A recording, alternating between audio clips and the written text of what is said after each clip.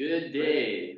Today is Tuesday, March 5th. It is 3 o'clock, and this is a special meeting of the Jefferson Public Utility District Board of Commissioners. My name is Jeff Randall, President of the board, and I am calling this meeting to order. We have a little announcement. Jefferson PUD will be offering both virtual online meetings as well as in-person meetings unless advance notice is provided. Online participant audio will be muted upon entry. Please unmute at the appropriate time to speak. *6 to mute and unmute, and *9 to raise a hand to request to speak. So before we get going, let's do a quick roll call. Jeff Randall, Commissioner, District 1 and President of the Board. You two are Commissioner District 3. Kenneth Collins, Commissioner District 2. How are we on that volume, Will? We're all present. Excellent. I guess that's, if we have somebody calling in, we probably wanted about that. So we can hear you really good, Ken. Okay, so we have one item on the agenda. It's the broadband business plan update. Do we have any additional items to cover, anybody? Otherwise, I'd entertain a motion to approve the agenda. So moved. Second. All in favor of approving the agenda, say aye. Aye. Aye. Aye, the agenda is approved. And how are we gonna proceed today? So I'd like to start, and you all have known Doug, he's worked for us for a couple of years. I just want to take this opportunity to thank Could you use the Doug. microphone? I gave, Microphones don't work. Oh, so We're just using that one today. Well, I'll have to do some. so what happens when we talk into it? Nothing? Nothing. Yeah, we'll figure out. Sorry, we're having some audio issues. Okay, so we, so I will talk louder. yeah, project. I just want to take this minute to thank Doug. I don't get to see him as much as I would like to, but we do appreciate all the work you do, Doug. You really helped set us up to move forward in a positive way, so thank you. And then I'm gonna turn it over to Will and Doug. And just for the record, what I found is in meetings where you only have an owl, it's really important to project at the device and one person talking at a time. Otherwise, I'm afraid our record won't be very good. So please continue. Yeah, I'm gonna share my screen and give a brief update, and then Doug is gonna walk through the plan that he presented in the packet.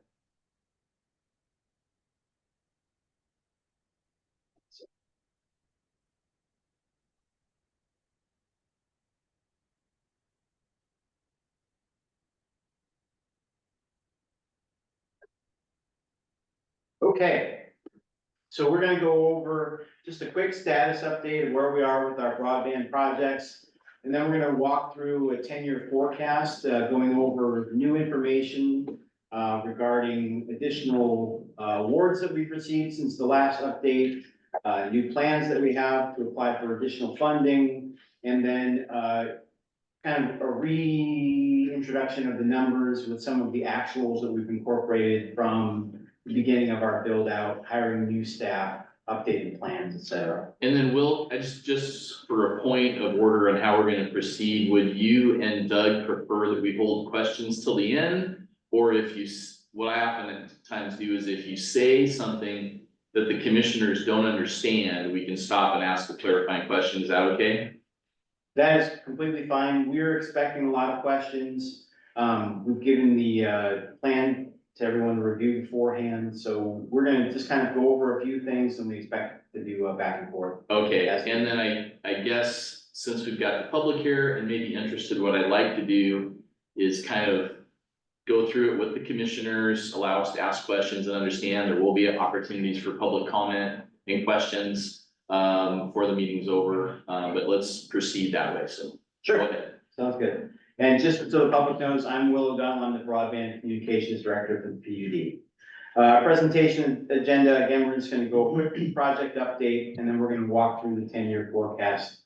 With revenue assumptions, expense, the sensitivity analysis, looking at the variables, and then if there's questions about the exhibits and the details, we can go through some of those. Okay. Right now we have 1, 2, 3, 4, 5, 6 awarded projects. The Olympic Fiber Corridor, which is from Quilcene to Gardner, and the In-Betweens project. we're working on those together. They're both grants are being facilitated through the state of Washington Broadband Office. In the last few meetings, we solidified, awarding the contract to North Sky to begin construction. Our own crews have begun construction on the overhead fiber. That one is proceeding along, and we, are planning to try to finish construction by the end of this year. We're currently, this NTIA is working on a deadline extension for the project. We've requested for December 31st, 2024, but I believe they're considering sometime in 2025, and I'll have more updates as that comes along. Dan, Clarifying question on completion, is that to just get the main trunk lines in, or is that to every location of fiber in to the home in this grant area? That is to every eligible home in the grant area, having them connected by the end of 2020. and then could you maybe define what eligible means? Is that possible or is that complicated? No, it's not complicated. We have set about a number of passings for the area. It's around 1,800, I believe. We've targeted 60% of those passings to complete construction to the home and provide them service. Around 1,200 customers, I believe. So that's what we're hoping to have finished by the end of 2024. And that's part of what that whole sign up process for to, Correct. okay. And the engineering that we signed off on that you alluded to North Sky, that is for them to do all of that work in this time frame, correct? That is for them to do all of the underground construction. We are doing the overhead, and we will still be contracting out as well as using our own staff to do the final install from the outside of the home to the inside of the home to provide the customers with the service. Okay, so we've got the other projects that we have going. We're working on the Port Townsend Business Fiber. That's for businesses only. We're kind of doing those one at a time on a trial basis. We already have a lot of fiber in the Port Townsend area, especially in the downtown and a couple other clusters. Our engineering firm, Finley, is working on an overall fiber plant design for that area that will boost more fiber to get more passings for the area. But right now, we're just kind of picking one business as is convenient at a time to give them connections. Another quick question on that. I know when we get to the end of the presentation, there's some numbers that show the loans and that sort of thing. We'll probably get into a little detail that I'd like to definitely get some detail on how many people we've signed up, how many we anticipate to sign up, and what the debt on that, debt recovery is to pay the bills for that loan, so. Yep, we've got all those numbers. Okay, Jefferson North is another Washington State Broadband Office grant, and it's covering interior of Cape George out to Hastings, Marrowstone Island, and Woodland Hills community. We're still working on finishing the engineering for that. We're hoping to begin construction in 2025. East Discovery Bay, I'm really hoping we can, it's a little project. It's just over $1 million. It's 50-some customers. I really would like to get that done this year. We'll see if we can squeak it in. We're still finishing engineering on that one as well. We would still have to go bid on all of those projects. Southeast Jefferson County is our USDA Reconnect Grant Award. We are working on environmentals for that project. Just had a meeting with DNR this morning about some sensitive areas in Daytona Bay. So we'll be working through environmentals for a little while. We don't anticipate construction on that project to begin for at least another year. Those are all the projects that are active. We're also, we'll discuss, we put in for a loan to support some expected cost overruns in the Olympic Fiber Corridor in Jefferson North area through the Public Works Board. That anticipated loan is included in the projections that are presented here today. And we're developing a plan for a possible allocation or a possible application for BEAD funding. We've included our projected amounts in that, in the business plan as well. And make sure you keep your voice nice and, kind of. Am I going up and down? You're going down. You're getting in your nice talking Yeah. voice, but it's not I'll gonna. have to get work more today, so water. You're on, pretend like you're on the deck of the boats. You gotta have the person at the front hear you. And with the Public Works Board loan, which is something new, the public probably hasn't heard that much about. Is that going to have an impact on the rates that are in this study? That will have no impact on the rates. And that's a 0.42% interest loan over 15 years. There's 2 rounds. We passed round 1. I have to finish up the application for round 2 by the end of this month. So that's less than 1% loan. Less than 1%, which is the same as our Port Townsend fiber business loan as Yeah. well. Low interest rates are great, but it's still, that's the bulk of the money, it's gotta be paid back, how do we, where do we cover that? And you're saying it's not going to impact rates to cover that, I don't know how much it is, to No. cover that loan. It will not, no. Retail pilot areas, like I said, we've been working a little bit in the Port Townsend Business District. And all of our retail areas that we're providing retail service to customers. We also do wholesale at the same time. Every connection is open for either retail or wholesale. We have completed overhead construction to about 9 homes in Lindsay Hill. At the very end, you can kind of see that cluster of yellow and green. Let's see if I can get the cursor over to it. Yeah, right about here. Okay, so we're hoping to get those. We've got the fiber to the house. We're hoping to get the fiber installed in the home next week. We've got a couple more things to tie down, but I'll be contacting customers in the next couple of days. Construction timeline overall, just as I've said, we're working on the fiber corridor and in between, we hope, and as well as Port Townsend Business Project. We hope to start Discovery Bay East, continue going on through 2024, completing projects in early 2025, moving on to focus on Jefferson North, Southeast Jefferson County, and then planning for other areas. We expect to finish up Southeast Jefferson County in either 2026 or 2027. We'll begin BEAD in 2026. And then we'd be working to do infill either to adjacent areas or build off our existing network to expand to more customers beyond that date. Okay, that's an overview of where we're at. And then I'm gonna let Doug lead the way and talk about the plan that he put together for us, or in collaboration with us, and go through some of the charts, or lead it as he wants. Doug, I put all the charts on the PowerPoint as you need, so I can skip ahead or back and forth.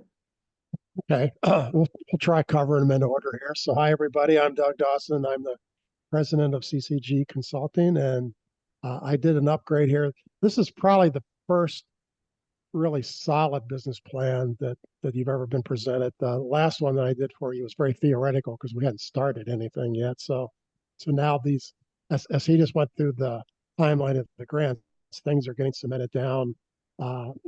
There's now real budgets and plans to hire people. These are becoming very solid numbers, which really helps. And I think that will give you some confidence that these are starting to, this is now becoming a budget and not a theoretical business plan. So this pie chart here just shows where the money comes from to pay for it all. As you can see, 47% comes from state grants, another 30% from federal grants. There's also a tiny county grant for about 1%. Customer revenues will actually pay for about 1% of it.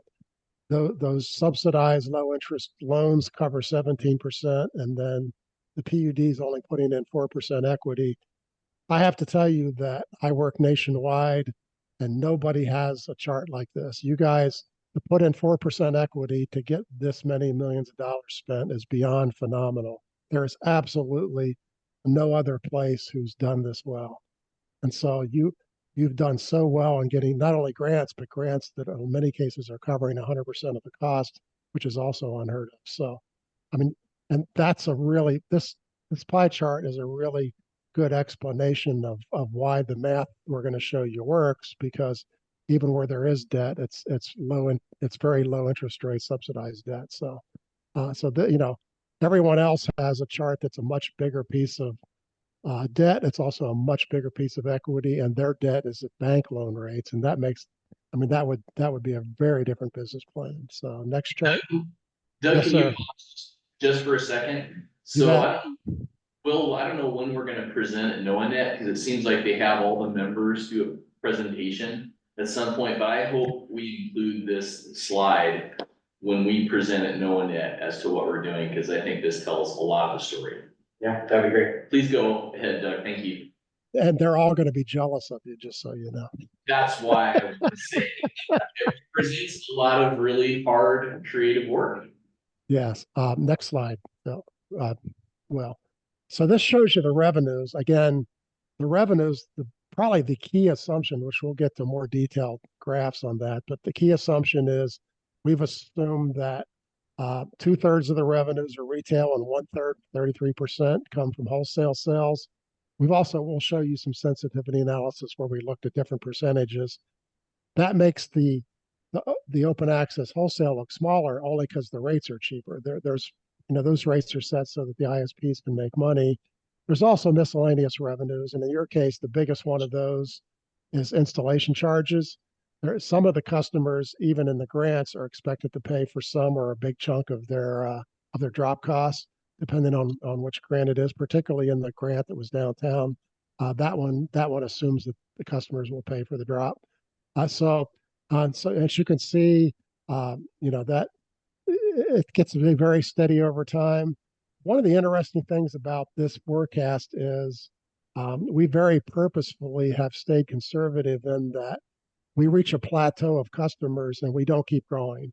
So your grants altogether assume about a 62%, I think it's 62.3 or 4% total penetration rate. And we've not assumed that you keep on going after that. And of course, the neighbors to all these folks who get hooked up by their grants are eventually going to come knocking on your door, and you will do that. So that's one of the very conservative assumptions we have in here to keep in mind. That, and you can see that in all the graphs. And we get to a certain point and the things even off. It's not really going to do that. So the other important assumption for this graph is we have no rate increases in this whole 10 years. And so we've assumed the rates stay the same for 10 years. You're not likely to do that because expenses will go up and you should have rate increases to cover inflation. So, but for now, these numbers are peak growth that stops and no rate increases. And as you'll see, this still produces a very positive result. Next graph. So here's the customers added by year. You're going to have a very busy year. As he said, next week, you're going to probably hook up your first one or two. And as those neighborhoods start opening up, I mean, and he could talk about that himself, but he's been out pre-selling. There's some pretty decent number of people already pre-signed up. All the customers, for all the practical purpose, get hooked up in the next 4 years. The reason that there's customers added in 28, the BEAD grant will be the last one if you win that one. And so that will still be pretty active for 2028. After that, the customers in 29 and above are just what we call replacing churn. Customers will move and get somebody to replace them, that sort of thing. But we're not anticipating in this business plan new customers. So next slide. Hey Doug, could you pause on Yes. that one second? That, So just eyeballing this, it looked like it's roughly about 5,000 customers on there. Is that what your number is, or is it less than that? 5,200 is mine. yeah. About 5,000. So I guess the question I have, and I realize, you're speculating because we don't know what we're gonna do beyond the grants and to build out this plan, but then I start wondering about if we can generate revenue and how we could reuse that. Could we start encouraging build out in areas that aren't covered by grants? And we'll get to that, and the answer is yes, because what we've done in this business plan, we've assumed that the cash just accumulates. You're not going to let it do that. You're going to sink it back into more customers. So Okay, so basically, yes. this is the plan to get us started. Where we go from there is kind of up to us. Yeah, and it doesn't even kick into like 2028, so we don't have to make a decision today, obviously. But the answer is any cash you generate will almost likely be used to add more customers. So yeah. Okay, thank you. Here's the operating expenses. They're in categories. So the orange is facility based. That means taking care of the network, the people who take care of the network, the technicians, all that sort of thing. Commercial and marketing is billing at costs and that sort of stuff. The assumptions that we've been using is that current electric customer service will take over the customer service for this. So there's really no new hires anticipated for that. The biggest category on here, as you will see, is called administrative. And that's almost entirely the overheads that you move into the business from the PUD general costs, accounting and all the stuff that you move in from the PUD. You can see that's by far the biggest piece of expense. And we have a graph coming up to talk about that in a little more detail.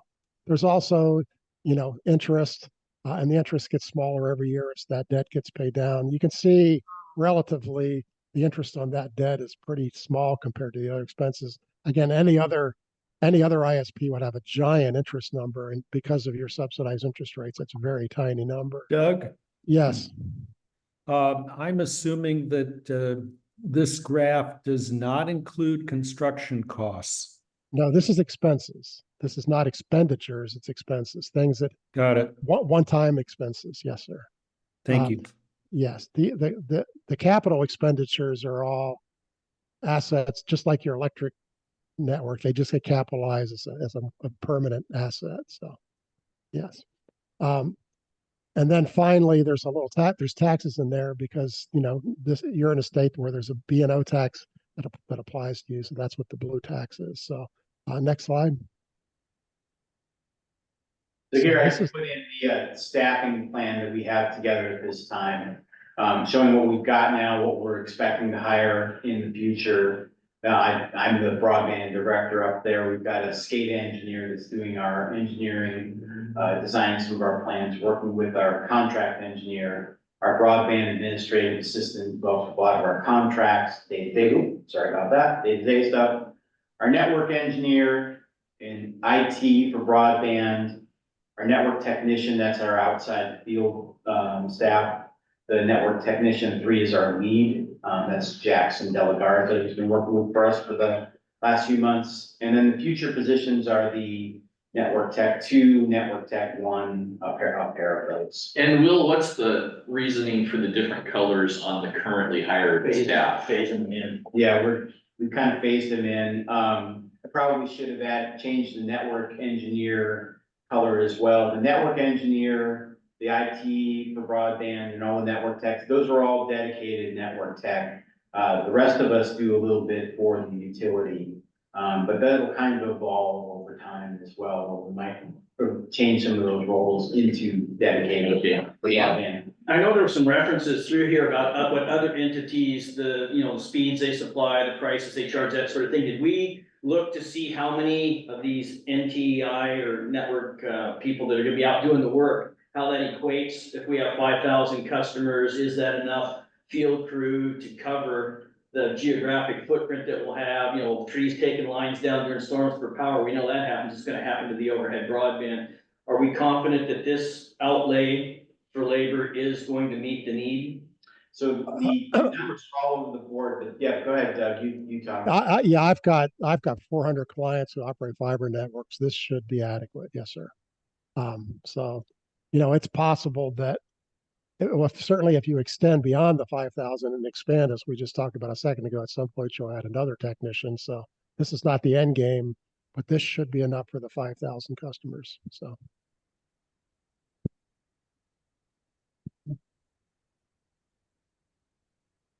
Back to this. Okay, Yeah. back to this slide. So this is EBITDA. This puts revenue and expenses on the same graph. So the revenues are blue, the expenses are orange, and you can see the green line is the difference. This shows that our margin each year drops, and that is strictly a function of the fact that we don't have any rate increases. You can see expenses continue to grow a little bit, and we never raise the rates to account for that difference. If we did, that would be a straight line. So, and the chances are you're going to raise rates. That would certainly be my recommendation. We decided, this is a 10-year forecast. EBITDA climbs for the first 5 years. That's at the time when you would start having the discussion of raising rates. And so, I'm sure this board will not let the margins drop because you're going to want to cover inflation. And so, just like you do in an electric company. But again, this is a very conservative forecast. This is maybe the most conservative assumption in the forecast. And so we put this slide in here to remind you that the real life picture will be better than all the forecasts we're showing you, because you're not going to let this happen. So next slide. So, one of the key, and then the next couple slides look at the key, what I call variables, things that can change. Uh, this starts, the yellow line in all these slides is the 10-year plan that is in front of you. So that's the 10-year plan that's been presented to you, again, has about a 62.3% overall penetration rate eventually by 2028. And so if you achieve that, you can see that the cash accumulates up, you know, heading towards $1.5 million. If you don't achieve that, if you achieve a 5% lower penetration rate down only 58%, you still have your head above water. It's still above zero, but it's not very much above zero. But you won't lose money, but it's certainly not going to be accumulating any cash that you're going to want to use to expand the market later. And if you can achieve a higher penetration rate, meaning that we start hooking up those neighbors 5 years from now, who are next to the folks who were paid for by the grants, and I think that's a very good likelihood, then you can see that the cash accumulation on the purple line gets a lot higher. That's probably where you'd be. And again, if we put the rate increases, that goes way higher. So this the good news here is this forecast with very, very conservative assumptions still generates the yellow line. So that's our starting sort of what I consider the worst you'll probably do. But we looked at worst cases for all these grants. Uh, Again, I think I talked to you about penetration rates 2 or 3 times in the past. You're building to areas where there really isn't anybody else in these grants, almost all of them except the one downtown. And most places who have done that are seeing 65, 70, 75, 80, and even 85% penetrations over time. And so there's no reason to think that you won't get that high. We haven't even modeled that because it just looks obscenely good.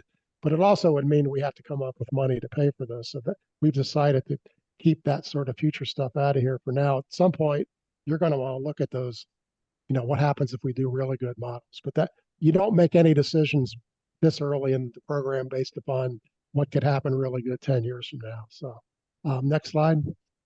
This one looks at just changing the rates.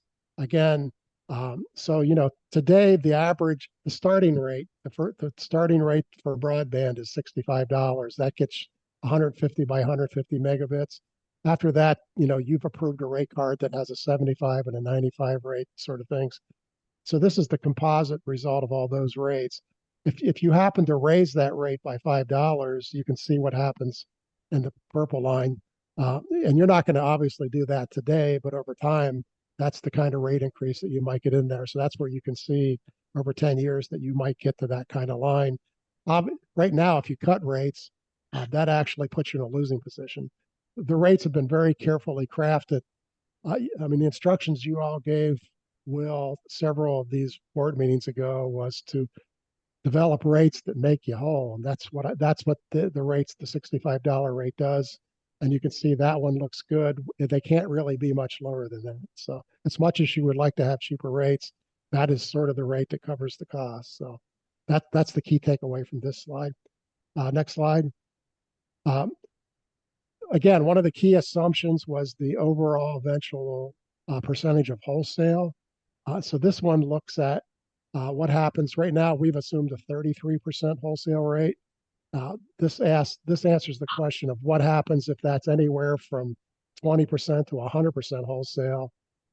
Really, what this shows you is you can easily go up it actually shows that even 60% wholesale sort of gets you to zero. And so, but if you get, if it gets 80 or 100% wholesale, this business does not make money. I mean, the wholesale rates are lower than the retail rates, and so you can't sell everybody a wholesale rate. I mean, that's one of the reasons way back when you decided that you would have retail and wholesale. You're going to have some mix of the two. We don't know what it is. This shows that even if it's high as 60%, you will probably break even. After that, it starts to get pretty ugly. So there's no reason to think that Will and his group won't get customers. So it's not going to be 100% wholesale. So, but that is the big unknown. This last chart here talks about the overheads. I think I talked to you about this a couple years ago. most brand new businesses, not just broadband businesses, most new businesses started by corporations don't charge overheads until the business is successful. In your Doug, case, could you yes, pause and define what you're talking about? What are overheads? overheads in your case is you bring in 7% of all the overhead costs from the PUD to this. Starting in 2024 budget, you're bringing 7% of all the PUD overhead costs, which are, you have to tell me what's in there, but I'm sure it's accounting and human resources and Kevin's salary and just all sorts of stuff, right? And so that you bring in 7% of all those costs to this business in the 2024 business plan. And that amount over time, as you gain more customers, gets to be a bigger and bigger percentage eventually. So um, so that's what overheads are. They're costs that the PUD has always occurred, and you're taking a part of those and allocating them to the fiber business, as you should. Um, so my point that I was making is almost all corporations of any time give brand new subsidiaries a time without charging them any overheads until they get on their feet, because right now in the business plan, you're actually in 2024, you're giving the subsidiary the money that they turn around and pay back to the PUD as overheads. So some of what we call equity isn't really equity because the money ends up being zero, comes right back to you. So the charts just show you the actual business plan is the yellow one, and if for 5 years you didn't charge overheads, you could see what would happen to the cash of the business. I mean, starting the 5th year, you would charge exactly the same overheads. So that just wanted to point that out to you that almost nobody else would do that with a new company. And I mean, you go Ford Motor, AT&T, anybody who starts new subsidiaries, and I've been in the corporate world and large Fortune 500 companies, and we never charged overheads until they got on their feet. In your case, this business is really not on its feet until the network's finished around 2028. So next slide. Again, I said, what happens if you do in 5 years start raising rates a little? And I put in very minimal rates. If I recall, I think it's 2% a year, even 1% a year. It just shows you that if we put those rates in to keep up with inflation instead of the yellow line, as I told you earlier, we would end up more at the red line and generating $2.5 million of cash. And that's no rate increase for 5 years. And then you would start raising rates. So I'm sure you're going to do that. That's the real future path of this business plan in front of you, not the yellow one. But again, we've shown you the yellow one to be conservative. Next slide. These are the line items for the most part that drove all those graphs. So now you can see them in numbers. All of these ended up on one or the other of those graphs. So this is a summary that shows the assets in each of the various permutations, which are all very close to each other. Like if there's higher penetration, the assets are a little higher because you're building more drops, that sort of thing. There's the penetration rate, 63.7. I was a little on that by a few tenths. There's your loans. The loans are 11.4 million. The equity is, different in each one. In some cases, if you don't do as well, you'd have to put in more equity than what you're planning. The grants altogether add up to 53 million, which is phenomenal for the price of the assets. And then, the last two columns are cash in year 5 and cash in year 10. So, all positive. The base forecast, the yellow line and all the graphs shows you generating 1.32 million over 10 years. That very last one with the rate increase jumps that up to 2.5 million. I mean, every permutation I looked at of this business plan should make money unless something goes south. I mean, nothing, you haven't built it yet, so there's never a guarantee, but we've looked here at what happens to some of those downsides. I mean, they certainly are possible. And the whole point here is to operate it so they don't happen. And that's what everybody's working hard to do. So next slide, I think that is close to the end. The next slide is we just start showing line items. So, there's the revenues, the expenses. I mean, this is, again, all the numbers that went into those various charts. I mean, ask all the questions you want about this. We have much, much more detail behind each of these line items. In expenses, we can tell you what salary and all those piece parts. And in fact, I'm sure, we'll be giving you at some point the way more detailed budget. So So this, this just shows you, how everything works. You can see the interest is really not much every year. This is just, it's just amazing how small the interest is since your interest rates are low. So this is um, the revenue side, and then next one is the expense side. Doug, can I stop you? You bet. Yeah, thank you. What does enterprise revenue represent? That is selling. If you actually have some of that today, that's selling to like NoaNet for cell sites, that sort of thing. It's those big customers that you have, and you actually already have a lot of that. And there's no reason to think you won't continue to have that. So because you're going to have fiber where other people don't have fiber. So Thank you. yep, you bet. And it's not a big revenue stream, but we don't want to forget about it because it's there. So you have a little bit of existing revenue that I'm just showing gets absorbed into everything else. I should have absorbed it sooner, but you already have some wholesale sales that sort of should have probably gotten bumped into wholesale, and I didn't do that. Um, that's the picture. Again, retail revenues, broadband revenues, that's your biggie. I've got you in a telephone business starting in 2025. Some of your grants actually sort of insist that you're in that business. It's not a complicated business because you're going to buy them wholesale and literally just stick them on the broadband. I mean, there's almost no work for you other than, making sure each customer gets connected to the right one and you bill them. I mean, it's a very, very simple product nowadays. But you do want to have that because it does have some profit in it. So, and the folks out in the rural areas in your county, a lot of them have really bad cellular still today, so they're going to still want their landlines. Um, so again, we can answer any questions about the details on here, but this is one layer detail deeper, and these fed into the revenue graphs.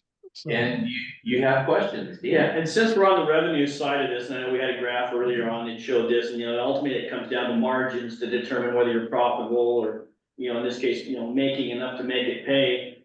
I was curious, it's based on 63% of these grant areas, and beyond that 63%, we're going to have to charge more to people coming into the system. So this only, if I'm understanding right, this is only the 63% of the people who are getting in up front, correct? This is what this is based on? yes, sir. These people all come from the grants. So Yes. so my second part of the question is, how did you equate for the revenues, the passings that you expect to have, we'll just say at the end of 2024 and then at the end of 2025, as the 65 base rate versus the 1 megabit rate, right? What formula did you use to determine how much revenue we're gonna generate from that 1,000 customers? What was your way of determining how that revenue would shake out? Well, first off, Will's been pre-selling, so we already can see what people are buying. And I'll let Will talk about this more. You have a surprising number of people signing up for gigabit. You want to talk about that, Will? Yeah, I didn't pull those numbers for today. I pulled them for a future meeting, but we had I want to say 30% or more that were taking the gigabit. And you use that as a formula, so a certain percentage at the base, a certain percentage at the gigabit. Yes. We're identified that number to Doug a while ago, because we've had, majority of our folks have been registered and waiting to have service installed for more than a year now. I'll revisit that number and make sure that it hasn't changed a lot, bring that to the board. Again, I know you're estimating at this point, and so. Yeah, now let me put that number into perspective. Nationwide now, about 33% of all people who are on fiber networks are buying gigabit. So what you're seeing is what everybody else is seeing. The fact is that's the new norm. In fact, the interesting phenomenon there is everybody below 35 years old buys gigabit. They wouldn't even consider another product. I mean, that is the way the world is thinking they need speed. It's kind of phenomenal because 4 years ago that would have been 5%. It's just the people taking gigabit has exploded. You're actually seeing it in the pre-signups, but everyone else is seeing the same thing. So, Hey Doug, just a question. So when you've got fiber out there, can it handle everybody's eventually getting speeds? No problem? Absolutely. In fact, it could handle everybody having 5 gigs. So Okay. you're building a very robust network, very Okay. robust. Reason we went to the pond, Yes. to both first track Yeah. everywhere. So the second part of that question or statement, however you want to look at it, was, so we need to keep in mind, this is just at the 63% take rate level. Once we go beyond that and start adding people, it is going to change the dynamics of the revenues versus the expenditures, because we'll get the expenditures next. So just want to kind of put. Well, and what happens there is, as you go beyond here, this is an economy of scale business. You're not going to add as much expense as you add revenue. You already have the staff. And so when you go to add the next 5%, you won't increase expenses by 5%. You'll increase revenues by 5%, but you'll increase expenses by 1 or 2. The bigger you get, the more efficient you get and the more profitable you get. So moving beyond 63 is significantly more profitable than stopping at 63.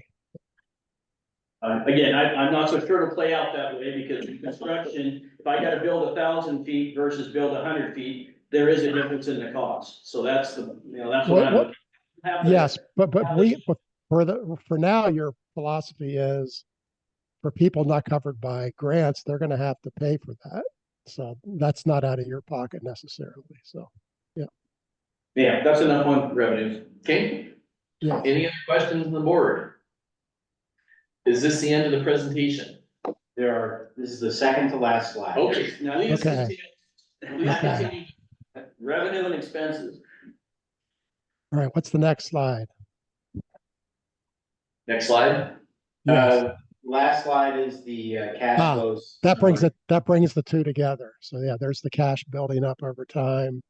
And then of course we have depreciation, which is a non-cash expense. But when you build this many assets, just like in your electric books, you've got a whole lot of depreciation expense.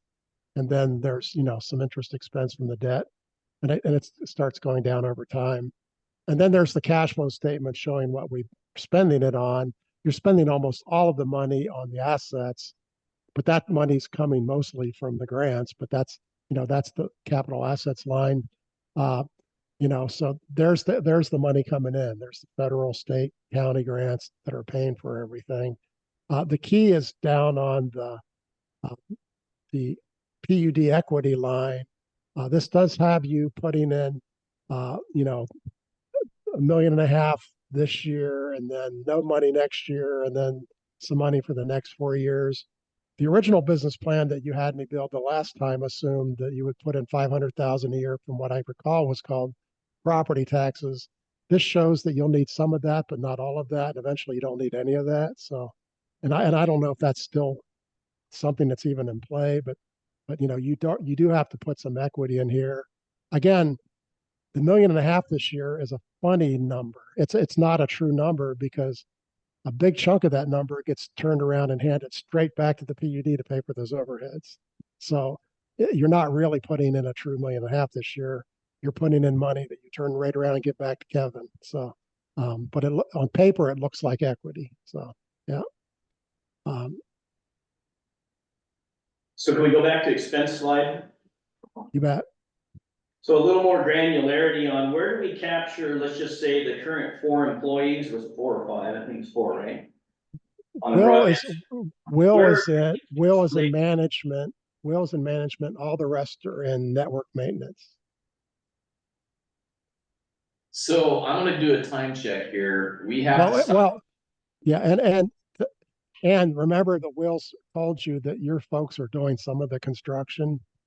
That goes into the actual cost of the network, not into the expenses. That's why that number looks low Yeah, I right just now. want to be sure of what our fixed costs are going to be at each year or each phase of this as we bring more labor in and we have more trucks and that sort of thing, how the expenses break out. Yes, and you can see vehicle expenses do increase, that sort of thing. Yes, sir. So I would like to do a time check because we have to stop this meeting at 4 and. It'd be best if we stop that. 3:55. Yeah, so that only A gives short us break. about 10 minutes. Yeah. So and this is a series of meetings we're gonna have. The commissioners have more bites at the apple. I wanna give the public a chance to ask any questions. So do we have any questions or comments from the public at this point? Leo? So I look at these numbers. And please keep your comments to 3 minutes if you can. Right. So I look at these numbers and, if you were to take out the retail, aspect of this, obviously your expenses would go down, because you would not need the staffing as much, and you would have a lot less cost, you wouldn't have to be providing cost of broadband service, because the retail providers. So what do those numbers actually look like? When you take all of those expenses out to actually provide the retail side of things? Because now your wholesale providers are providing all the tier 1 support. So you guys aren't doing anything unless you absolutely have to go to a customer's house. And instead of the service provider, the retail, us. And then the other thing is, in areas where you may be challenged about your retail authority, such as Port Townsend, which is considered by the franchise agreement, all of Port Townsend is considered already served, because Astound Broadband in the franchise agreement is required to provide service to every single household, or be able to, in the city of Port Townsend in business. If somebody challenges that and you actually are not able to provide retail service, then what do those numbers look like?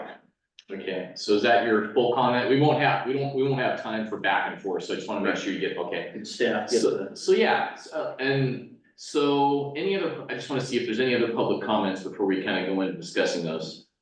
Nothing on. Tom oh, Kirsch has his hand Tom up. Kirsch, we'll get to those. Tom Kirsch, comment or question? A little bit of both. Thank you. Actually, two things. Nice presentation. A lot of good stuff there. Appreciate all the detail and all the hard work that went into putting all that stuff together. Couple of things that just caught my attention during the presentation. One early on was the comment about, well, you just use the same customer service people and there won't be any increase. I find that hard to imagine, because you're going to be increasing the number of accounts of various sorts that need to be serviced. Yes, these are all PUD customers, but this is an additional kind of an account that will probably need more customer service people. Not a whole lot, but a little bit. The other thing that really caught my attention is almost the first words out of Mr. Dawson's mouth were increase rates. And he kept repeating that. We're going to increase rates over and over and over. And I said, wait a minute, folks, this is not a profit-making enterprise. This is a public utility district. Your point is not to make money. Your point is to provide service to the customer, and not increase rates just because you can, and just to increase your cash flow so that it grows increasingly positive. So no, you do not have to raise rates. As soon as you are finding that you're cash flow positive, the broadband division should not be subsidizing the other operations of the PUD, just like none of the other divisions should be subsidizing any of the other divisions. So I think you really need to turn your thinking around on this. This is a non-profit operation. This is not Ford Motor or AT&T or anybody else that's greedy beyond avarice. So, please keep that in mind for the long term. Thanks very much. Thanks, Tom. So we've got about 7 minutes. Hey, on Jeff. my- Watch, yeah, I think you had a question. Okay. Go So ahead. this is Phil Stover. Just one question about the expense forecast. What a level of obsolescence do you expect in repeaters or whatever kind of electronics that you're gonna be maintaining at the level that you provide them? Okay, And maybe that's already in there, but I just didn't see it. My background is network, and it's typically 5 years is the longest anything lasts. It either breaks or it's obsolete. got it. So we got about 6 minutes to try and discuss these. So the first Well, one, let's cover that real quick. So the depreciation and amortization was so based Dan, on 10 hold years. on, Dan, stop. So the first question was, Doug, if we ran this, and I'm sorry for interrupting. No, that's okay. That was a quick answer.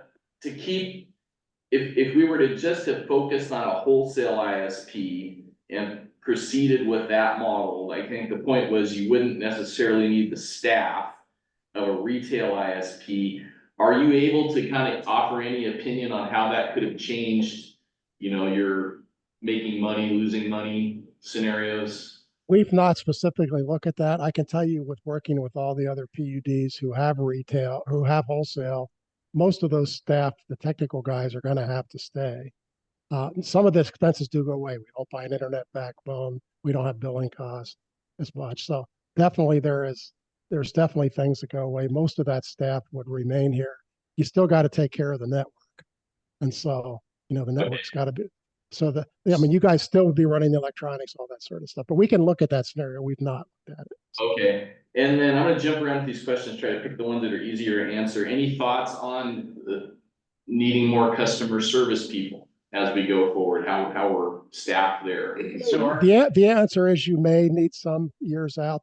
That's certainly a valid point. So we're assuming you don't, but it could be that you might need to add one or somewhere, or possibly even two, but that's not, you know, for now, Will's feeling is you don't. I mean, this comes from him, so we'll just have to see, right? So that is Kind of certainly see how it that's- goes. we talked about it. We talked about it. So yeah. Yeah, my feeling is we don't need dedicated customer service for broadband. We have a staff of 6 or 7 customer service agents to handle both water and electric and a lot of complicated questions. Our focus right now is our team is working out all the bugs. And as we get those worked out, we train up the customer service to help support. But it's the same processes they use for broadband and electric. Or Okay. water and electric. Okay, obsolescence of the system. Did you guys get that question? Yes. How long do we think this thing will get us, and do we know when we're gonna have to start going back and replacing things? Yeah, it's completely built in here. Like we replace the vehicles in 5 years, we replace computers and things start in 5 years to get replaced. The experience for electronics nowadays for pawn electronics is you start replacing ONTs in about 7 years, but you don't replace them all at once. I mean, but you start replacing like 10 or 15% of them a year. That is in here. There's going to be big electronic upgrades every 10 or 12 years. This model actually extends out to 20 years. And in that model, we have lots and lots of replacements. And by the way, that's one of the reasons you accumulate cash, a rainy day fund to pay for those things later. So you don't want to have zero cash to answer a question you haven't repeated to me yet. But Okay. the answer is, yeah, we fully anticipate replacements. And I've based that upon my other hundreds of customers who have networks they've had for 10 years. So that's built into the model. So I'm gonna take this next one. So I heard Doug bring this up, I heard Tom bring this up, and I heard Dan bring this up. And the question was, what happens when we get to this point? You know, 2028, say, and we've built everything out. What do we do next? And that business plan for the future, I think, is a question for the Board of Commissioners. You know, once we get closer to that point, we need to decide what, because we are the policy-making people, we will decide what to do. I think it's the questions and the things that people raise are completely valid, but I don't know that we have an answer to what we will do at that point. And then the last one I had was, okay, if we look at building in town, with our own money and a combination of customers' money, what legal issues could that raise? That's what I heard Leo ask. I think that's a complicated question. I don't know if Joel or anybody wants to dive in on that one. That kind of fits into what are we gonna do in the future a little bit, because it kind of depends on how things shake out with, if there's questions about our legal authority to do things. But I don't know, Joel, if you have any response to that this time? Yeah, I mean, the assumption in the question is that we lack authority to provide retail services. And, you know, we all have poured over the legislation that authorizes PUDs directly to provide retail services right in the statutes. So we're going to rest on statutory authority that provides clear authority here. And you know, it's up to Will and his team to determine whether to model that, but we have the authority to provide retail services in the entire area that Jefferson County operates. And I realize that there may be some question about. And there may be a some- difference of opinion, but But the position of the PUD right now is we have that legal authority. I think what we're doing right now is that I would call that question not right, because we're not at that point. We're trying to build out with the grants. And I can understand that there may be some questions when we get there. Just quick, Leo. But you are building in Port Townsend and you are serving retail service in Port Townsend where it's already served. So that question's already there. I mean, that determination is, I mean, you're already to that point where you need to figure that out. Thank you for your last comment. Okay, Yeah, anything and else? real quick, I mean, there's more we could have gone over today and more questions than I have. So again, we need to your point, you came up with other people, is that we need to kind of know what the benchmarking here is as to when we need to make decisions. And that was part of the discussion I just had right there is, I think in 2024, we have to decide a lot of what you might think might be a little further down the road. And one of those is what do we do beyond the 63% of people being hooked up? What is that gonna look like for construction costs and that sort of thing? Those are decisions we should make in 2024 before we head into the next grant area build up. So I have a question. What are next steps? We only had an hour today. This topic deserved more time, but we did what we could with what we had. What are the next steps in terms of talking at the board level about issues related to this? I'll jump in. We intend to have additional information sessions such as this.